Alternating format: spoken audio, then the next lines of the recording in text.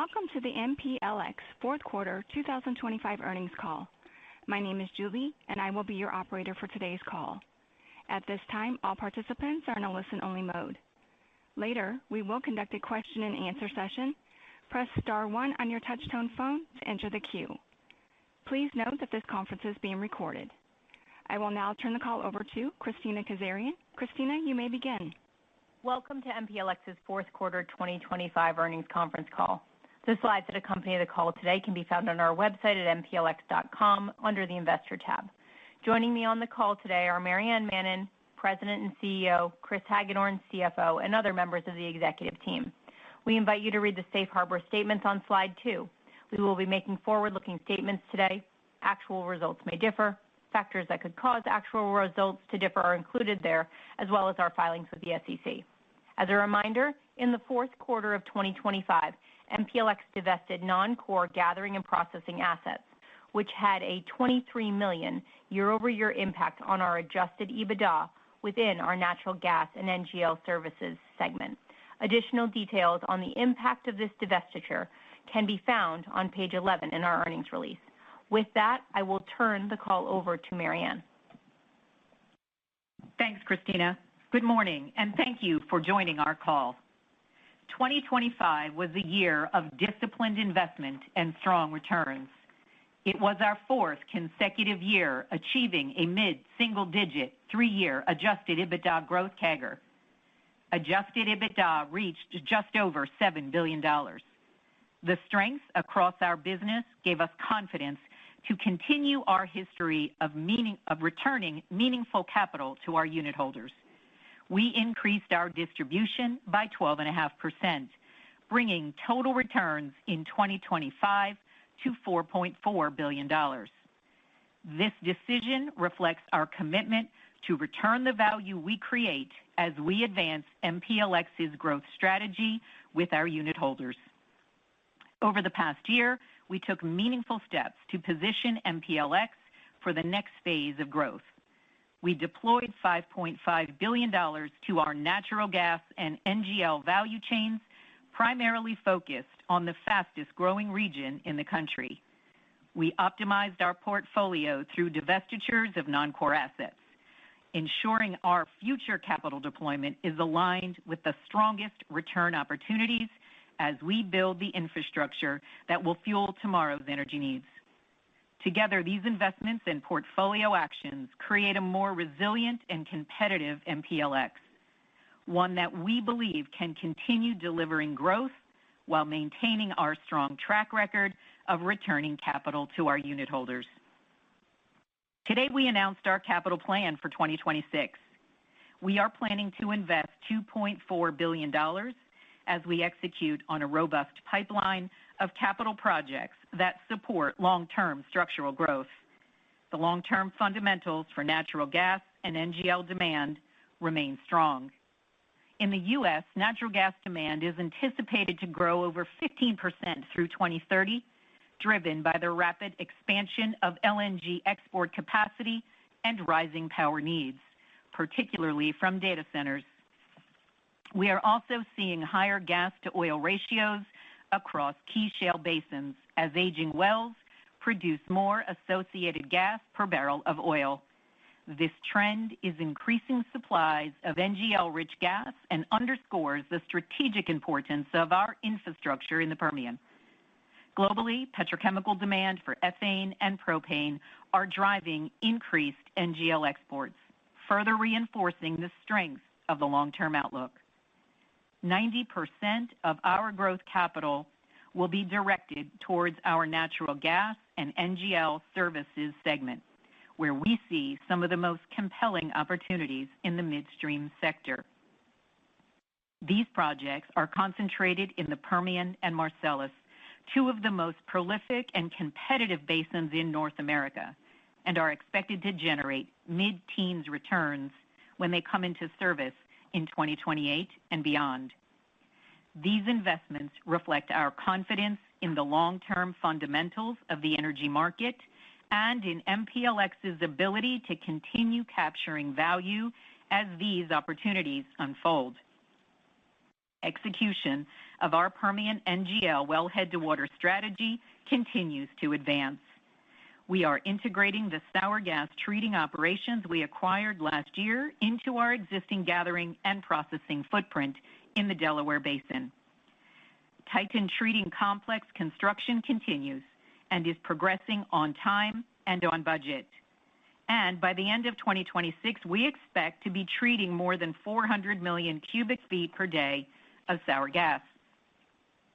This sour gas complex enhances our treating and blending capabilities and provides an attractive solution for producers who are increasing activity in the low-cost sour gas window of the Delaware. Building on the downstream opportunities created by this platform, today we announced Secretariat II, a new 300 million cubic feet per day processing plant. Expected to deliver mid-teens returns, the $320 million plant will be our 8th gas processing facility in the Delaware Basin and is expected online in the second half of 2028. Once in service, our total processing capacity in the basin will reach approximately 1.7 billion cubic feet per day. Further downstream, the Bengal pipeline expansion remains on schedule, with incremental capacity expected online in the fourth quarter of this year. Beyond Bengal, we are advancing construction of a 300,000 barrel per day of Gulf Coast fractionation capacity, as well as our 400,000 barrel per day LPG export terminal JV. Engineering and construction continues. We have secured key construction permits reflecting strong regulatory and stakeholder engagement. Site grading is near completion and is being executed with strong safety performance and responsible environmental stewardship. The LPG export terminal, expected online in 2028, will benefit from its advantaged proximity to open water, positioning us to serve growing global markets with greater efficiency. Elsewhere in the Permian, MPLX continues to invest in its integrated natural gas value chain. In November, MPLX, along with its JV partners, announced the expansion of the Eiger Express natural gas pipeline to 3.7 billion cubic feet per day. The expansion demonstrates the record demand for firm takeaway capacity we're seeing across the basin. Construction is also progressing on several long-haul JV pipeline systems. These investments are underpinned by commitments from the basin's leading producers and will enhance shippers' access to multiple premium markets along the Gulf Coast. In the Marcellus, our largest operating region, construction is advancing on the 300 million cubic feet per day Harmon Creek 3 gas processing and fractionation complex. Upon completion, expected in the third quarter of 2026, our northeast processing capacity will reach 8.1 billion cubic feet per day and fractionation capacity of 800,000 barrels per day, positioning MPLX to serve growing Marcellus and Utica volumes. MPLX is also expanding its Marcellus gathering system to meet producer needs through a $450 million project, which will add compression, support well connections, and enhance MPLX's Majorsville gas processing complex. The project is expected to deliver mid-teens returns and enter service in the first half of 2028. Our capital deployment strategy positions MPLX for durable long-term growth.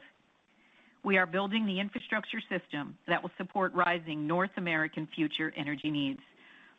From new treating and processing capacity to downstream fractionation and export, we plan to deliver on our commitment to create sustainable value for our unit holders. Now let me turn the call over to Chris to discuss our operational and financial results for the quarter. Thanks, Maryann. Slide 8 outlines the fourth quarter operational and financial performance highlights for our crude oil and products logistics segment. Segment adjusted EBITDA increased $52 million when compared to the fourth quarter of 2024.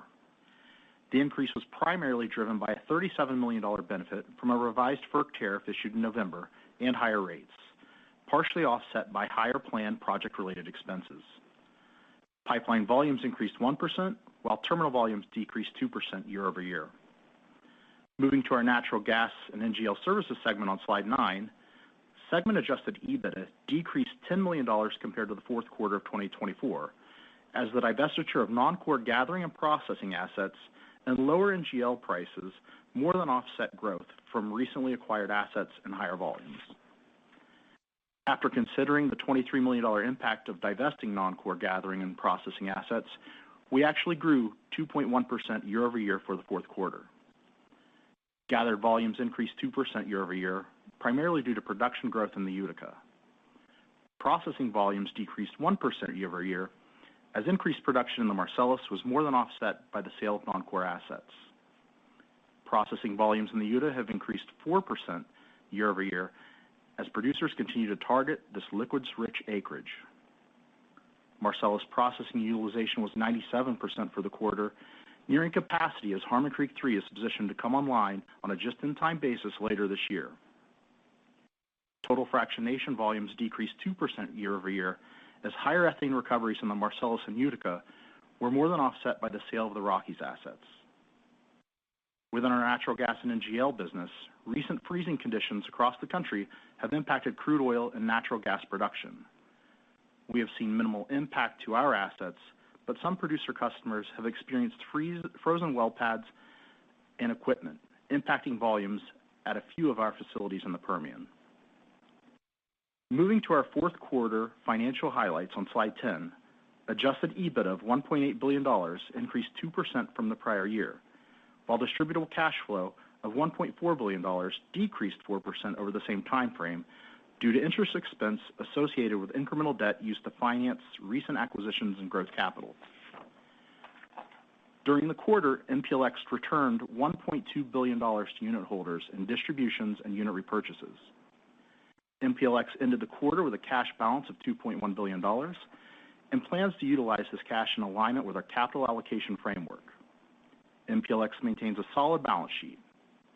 Looking forward, in March, MPLX has $1.5 billion of 1.75% senior notes maturing, which we intend to refinance. We expect leverage to fall over time as our acquisitions reach full run rate and our organic growth projects are placed into service. Now let me hand it back to Maryann for some concluding thoughts. Thanks, Chris. Through disciplined capital deployment, execution, and optimization of our integrated value chains, we have achieved a 3-year adjusted EBITDA CAGR of 6.7%. This strong performance enabled us to increase our quarterly distribution by 12.5% for a consecutive year in 2025. We expect this level of distribution growth for 2 more years. MPLX enters 2026 in a position of strength. Over the past year, we made deliberate investments and portfolio decisions that sharpened our focus and expanded our capabilities. We deployed capital into some of the fastest-growing regions in the country, divested non-core assets, and built a more resilient competitive platform. In the second half of this year, we anticipate seeing contributions from the second Titan Sour Gas Treatment Plant, Harmon Creek 3, the Bengal Pipeline expansion, the Bayrunner Pipeline, and the Blackcomb Pipeline. We expect growth in 2026 to exceed 2025, driven by increased throughput on existing assets and new assets being placed into service. As these assets ramp to full capacity, we anticipate they will also support mid-single-digit EBITDA growth in 2027 as well. We remain confident these investments will enhance our cash flows and enable us to continue returning meaningful capital to our shareholders. Now let me turn the call over to Christina. Thanks, Maryann. As we open the call for your questions and as a courtesy to all participants, we ask that you limit yourself to 1 question and a follow-up. If time permits, we will re-prompt for additional questions. Operator, please open the line for questions. Thank you. We will now begin the question and answer session. If you have a question, please press star then 1 on your touch-tone phone. If you wish to be removed from the queue, please press star then 2. If you are using a speakerphone, you may need to pick up the handset first before pressing the numbers. Once again, if you have a question, please press star then 1 on your touch-tone phone. Our first question comes from John Mackay with Goldman Sachs. Your line is open. Hey, good morning, team. Thank you for the time. Marianne, I wanted to pull together a couple points you mentioned. Can you talk a little bit more about your confidence in that mid-teens return target for the project backlog, particularly in the context of maybe lower growth in 25 versus the mid-single-digit overall target going forward? And maybe particularly anything you can share on contract protections, et cetera. Thank you. Yeah, good morning, John. Thank you. And certainly, when we think about 2026, and frankly, when we think about any capital investment that we've put to work, we continue to use our lens of strict capital discipline and ensure that we are delivering mid-teens returns and that those projects are also supportive of our mid-single-digit growth.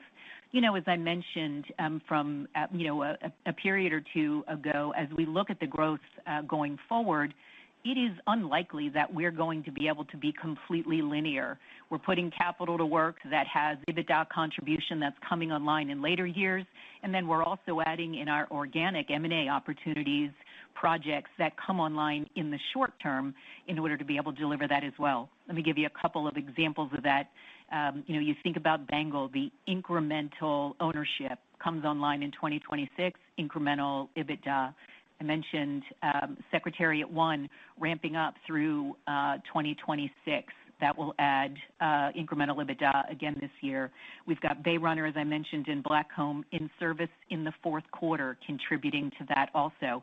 Moving on to the Marcellus, you've got Harmon Creek 3 also that will be online in the back half of the year. These are some significant projects, again, through that lens, mid-teens returns to support mid-single digit. So that gives us the confidence as we say that one year on year, 25 to 26, we should see growth above what we saw in 24 and 25. And we hope that you see that the 2026 capital outlook really signals compelling investment opportunities for us. We think the backdrop, particularly when you look at demand pool, NGL, nat gas, is extremely supportive. And then, frankly, when we look at 2026 exit rate for our sour gas project, we remain confident in our ability to deliver that EBITDA into 2027. And as I mentioned, Gulf Coast project on track for 28 and beyond. I appreciate all that detail. Thank you. Maybe drilling in a little bit more, it sounds like you've had some early success on commercializing some of the Northwind kind of synergy projects with Secretariat 2.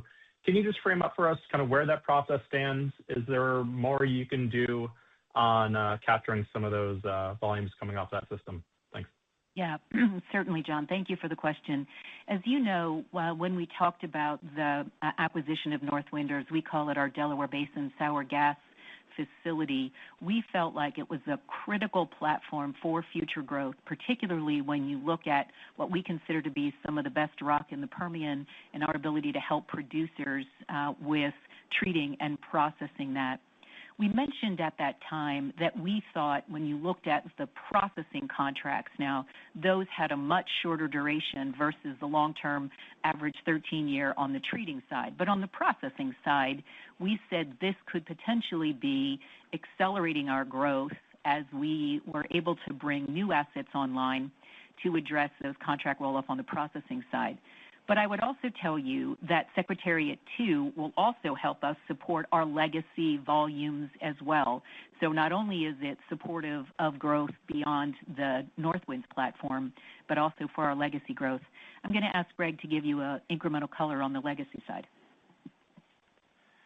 John, we're really excited we continue to be very excited about the sour gas system that we acquired. I mentioned before that it wraps around our existing legacy system as if we had planned and built it. Part of the Titan 2 expansion, which we're on track, on time and budget to have complete late in the year, allows us to meet our expectations for run rate in 2027, as Marianne mentioned. But it also provides an opportunity to connect this system into our legacy system. So along with the Titan 2 project, and the compression expansions and the pipelines that we're building to support that uptick in volume, we're also building connecting lines, one on the north end, one from the Titan facility over actually to Secretariat into our Tornado complex, and then a middle line.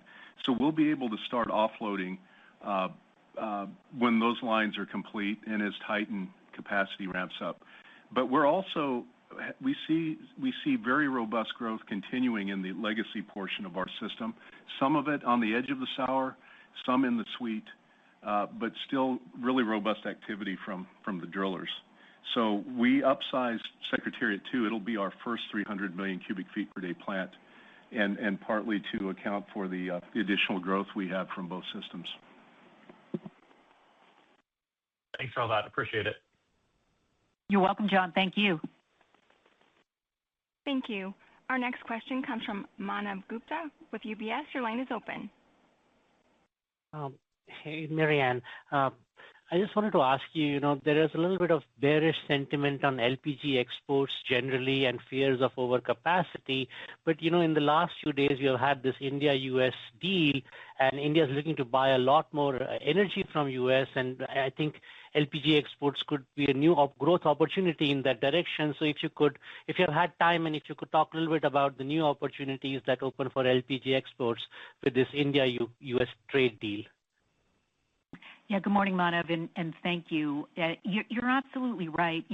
One of the reasons why we continue to look at this opportunity, putting capital to work, we see strong demand for NGL and nat gas, and there's a pool there, obviously, from the growth anticipated from LNG. And as you mentioned, I think the announcement or the conversations yesterday really are further supportive of the positions that we have and have had really for the last last several quarters as we think about some of the capital that we've put to work. We think market dynamics for global LPG demand remain very strong. There's no doubt about that. And again, as I mentioned, I think the announcement or the conversation yesterday, hard to predict, right? Early days there, but it is certainly, I think, supportive. And then, when we look at our assets, we're pretty convinced about their capabilities when they come online, 28, 29. We believe we'll be full, as we have shared with you before. We think we've got a good position when we look at LPG export, given our dock, given the partnership that we have, and given the potential there for the long term. So we feel very good about that, obviously, as we continue to put capital to work in that space.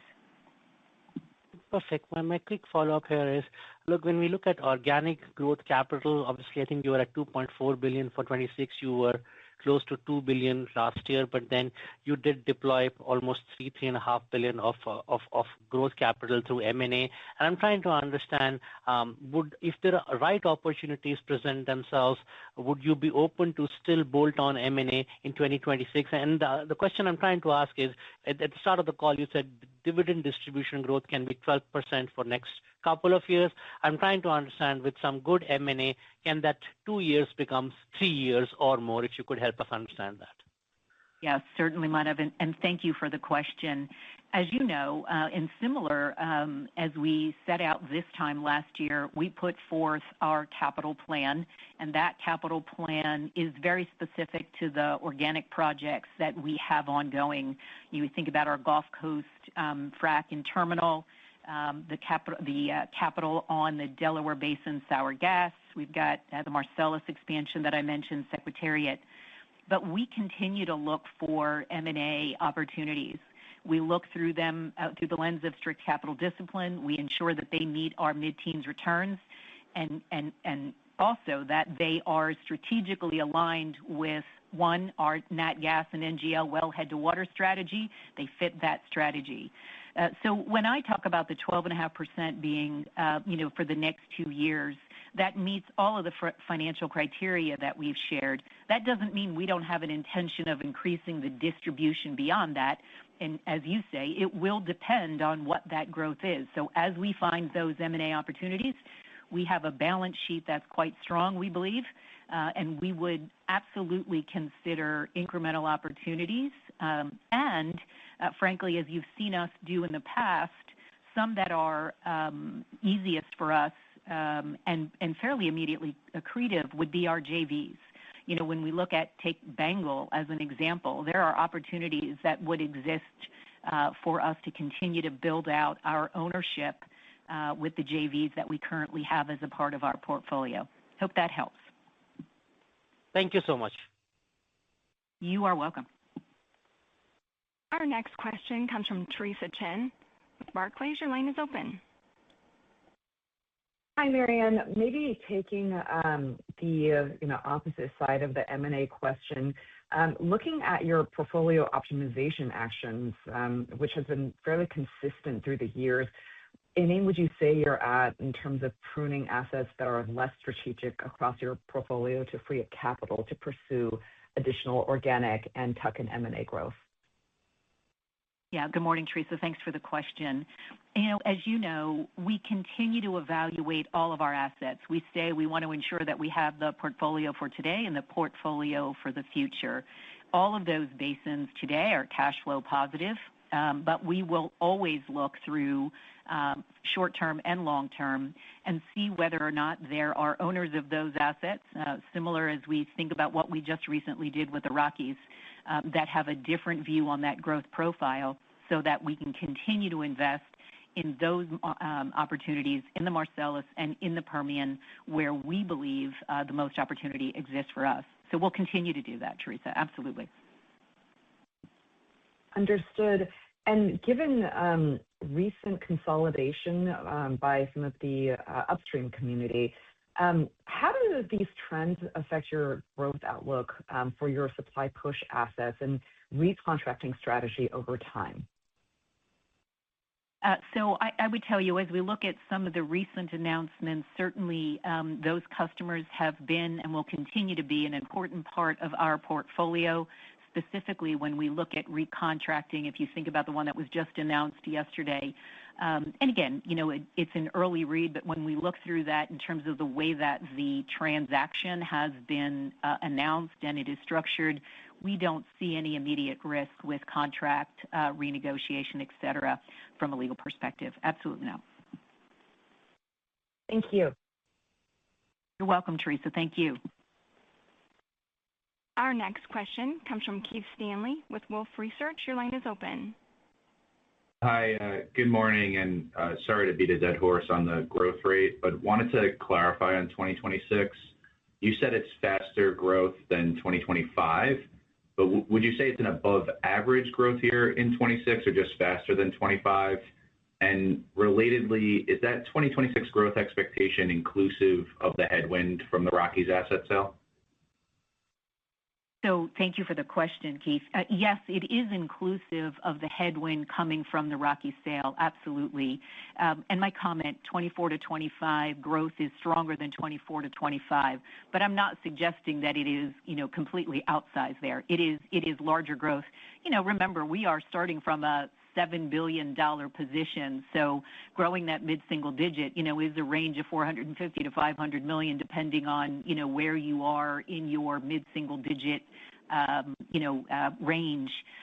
So it is 25 to 26 stronger than 24 to 25. I hope that helps, Keith.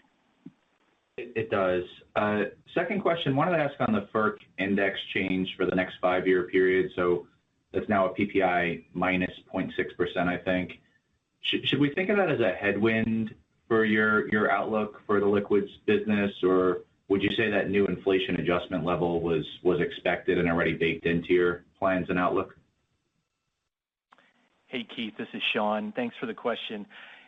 Although the FERC adder is negative, we did anticipate this, and this is in our plan. So we don't expect it to impact our plan to grow our EBITDA mid-single digits. Let me give additional context also. If you just look at the Copal segment, that we are about 33% of the Copal segment is tied to the FERC, and across all of MPLX, it's about 20%. So it gives you some context of how much that announcement by FERC and the effect with MPLX. Thank you. Our next question comes from Elvira Scotto with RBC Capital Markets. Your line is open.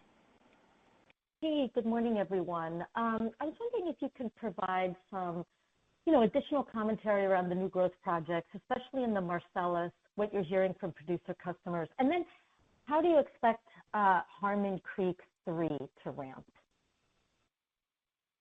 Yeah, good morning. Thank you. So when we talk about Marcellus, first of all, I mentioned we've got capital this year, and that project will come in service in a few years, right? It's not an immediate contribution in 2026. Mid-teens returns, clearly, producer customers, if you think about the way that we stay connected to our producer customers and just in time, a pretty important project for the long term. It's a compressor station, 30 miles of pipeline, well connections, debottlenecking, and so important as we think about providing that egress for our producer customers. I'm going to pass it to Greg and have Greg tell you a little bit more about that project. Yeah, we're really excited about the Harmon Creek 3 project, and also we're building a second full-size de-ethanizer as part of that project and some compression and pipe to help feed that. It's in our gathering system in Washington County, PA. If you look at the entire Marcellus, we were at 97% utilization this last quarter. So and that's a high utilization number, but you put it in context, that's close to 7 billion cubic feet a day that's going through that system. So it's our largest system. It's nearly full. So it's a great story. When we need to expand and a producer wants to expand, right now it typically means a new plant or at least major piping and compression to help try to fill whatever existing capacity is there. So we expect Harmon Creek 3, which is tied into that system and has great residue takeaway and GL takeaway capability, and the demand that's there for that to take up that additional capacity will be ramped up and filled on our normal time frame. Okay, thanks. And then just wanted to switch over to capital allocation. Can you maybe talk a little bit about, any comments around leverage and distribution coverage, kind of expectations in 26 and 27? And then just as you've become, a much bigger company with a much bigger EBITDA base, and you have a lot of kind of organic growth opportunity, how should we think about sort of, CapEx moving forward? Thank you. Appreciate that question. So let me start with the capital allocation. Excuse me. What I would tell you is when we think about capital allocation, our philosophy remains unchanged. So you think about the way we've lined that out historically, it has been first and foremost maintenance capital, then our distribution growth, then our growth capital, then our unit buybacks, with that last one always being the one that we would toggle. As we look forward to 26 and 27, even as we talked about, Marianne mentioned the 12.5% distributions over the couple of years, we model that out. When we think about coverage, we don't see ourselves going on an annual basis below that comfort level of 1.3 times. We're obviously also very much watching, our leverage and managing to a leverage number that I think we've historically said we're comfortable at that 4.0 times. And as we look forward with our capital plans, as we sit today, we would not go above that 4 times.